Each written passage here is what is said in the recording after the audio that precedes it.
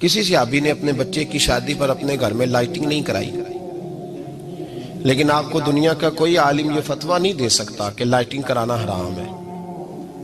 آپ شادی کے موقع پہ ساری گلی سجا لو، آپ ساری چھتوں پہ لائٹنگ کرا لو، کوئی آدمی یہ آپ کو فتویٰ نہیں دے سکتا کہ شادی کے موقع پر لائٹنگ کرانا جائز نہیں۔ کبھی سنا ہے آپ نے کسی سے؟ بولیے یہ جائز ہے، جائز پیسے ہیں تو ٹھیک، بلکہ میں اس سے آگے بڑھتا ہوں، اس سے تھوڑا اور آگے جاتا ہوں۔ حضرت عائشہ صدیقہ رضی اللہ تعالیٰ عنہ فرماتی ہیں میرا جو کمرہ تھا نا جس میں حضور کے ساتھ رہتی تھی اور ایک لمبا زندگی کا عرصہ گزارا، اس میں 3 آدمی سو سکتے تھے، چوتھے کے لیے جگہ ہی نہیں تھی، اور کچا تھا، کھجور کے تنے کھڑے کر کے اس پر کھجور کے پتوں کی چھت ڈالی گئی تھی۔ میں جب ہاتھ اٹھاتی تھی تو میرا ہاتھ اپنی چھت کو چھو جاتا تھا۔ یہ ہے سنت نبی پاک کی، یہ حضور کا طریقہ ہے۔ بتائیے پکے گھر میں، لینٹر والے گھر میں رہنا جائز کہ ناجائز؟ کیوں جی؟ حضور تو کچے مکان میں رہتے تھے، آپ نے کیسے پکا بنا لیا؟ دین کو اس کی اصل بات میں سمجھیں، آپ ایسا نہ کریں جس میں انتشار اور امت تقسیم ہو، اس کا اصل مزاج دیکھیں۔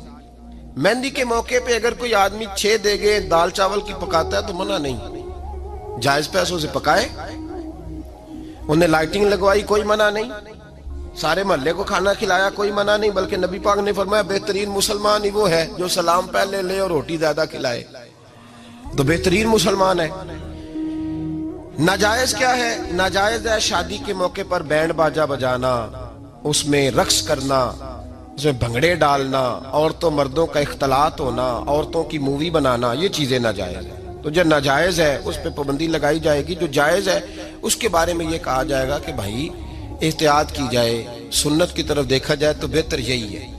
لیکن اگر کوئی کسی آدمی کے پاس جائز پیسے ہوں، وہ 100 کنال کے گھر میں رہے، اگرچہ سنت یہ نہیں، اور یہ تو کوئی فتویٰ نہیں نہ دے سکتا کہ حرام ہے تیرا 100 کنال کے گھر میں رہنا، کہ ہے فتویٰ کہیں آپ نے سنا؟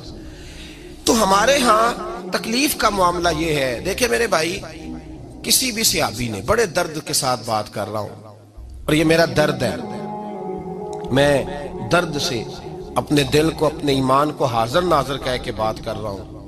امت بٹ جاتی ہے ہر موقع پہ یار، ہر جگہ ہی تقسیم ہو رہی ہے امت مسلمہ، ہر روز کچھ نہ کچھ فتوے ایسے مل جاتے ہیں جس میں دراڑیں پڑتی ہیں۔ کسی صحابی نے کسی مسجد کے اندر اشتہار چھپوا کے، اعلان کرا کے درس قرآن کرایا ہے کبھی؟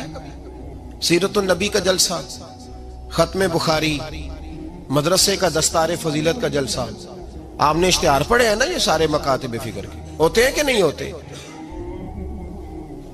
کسی صحابی نے اس طرح، وہ تو روز درس قرآن دیتے تھے، لیکن اس طرح اشتہار چھپوا کے، پوسٹر لگا کے، اور مصر سے کسی صحابی کو اسپیشل بلوا کے یا یمن سے بلوا کے مسجد کے اندر کبھی درس قرآن کے اجتماعات کرائے، سیرت النبی کے جلسے، ختم بخاری کے؟ او بھائی یہ ساری چیزیں حضور کے صحابہ کی سنت سے مروجہ انداز میں ثابت نہیں۔ مجھے بتا میرے بھائی، میں درد کے ساتھ تجھ سے سوال کرتا ہوں کہ سیرت النبی کے جلسے میں تو پشاور سے مولانا بلائے، پنڈی سے بلائے، تو گجرات اور کراچی سے لوگوں کو بلا کر کے اگر سیرت کا جلسہ کرائے، اور تو اس میں ایک آدمی کو کراچی سے بلوایا جا رہا ہے تو تو نے اس کو 20,000 کی ٹکٹ بھی دی، اور اشتہار پہ بھی جلسے پہ خرچ ہوا، پھر لنگر بھی پکا، کھانا بھی تو نے کھلایا، نہ تجھے کوئی بیوہ یاد آئی، نہ تجھے کوئی مسکین یاد آیا، نہ تجھے کوئی غریب یاد آیا؟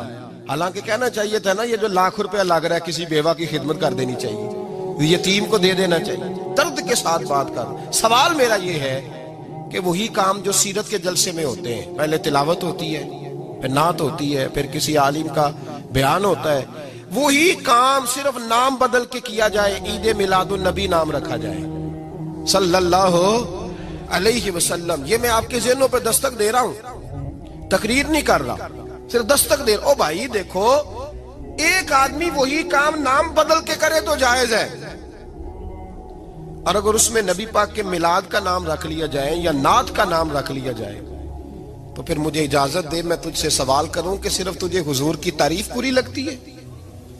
پھر مجھے اجازت دے کہ میں تجھ سے پوچھوں کہ صرف تجھے نعت اچھی نہیں لگتی؟ پھر مجھے اجازت دے کہ میں تجھ سے پوچھوں کہ تجھے صرف رسول اللہ کے قصیدے اچھے نہیں لگتے؟ دے مجھے اجازت کہ میں تجھ سے سوال کروں کہ جہاں ذکر رسول کی بات آئے وہاں تو پریشان کیوں ہوتا ہے؟ تجھے پتہ ہی نہیں یہ تو وہ ذکر ہے کہ رب فرماتا ہے تم بیان کرو نہ کرو وَرَفَعْنَا لَكَ ذِكْرَكَ، محبوب میں نے خود تیرے چرچے ساری دنیا میں بلند فرما دیے۔ اور نبی پاک نے پوچھا حضرت جبریل سے کہ چل جبریل تو بتا میری امت کو پتہ چلے رب نے میرا ذکر کیسے بلند کیا ہے۔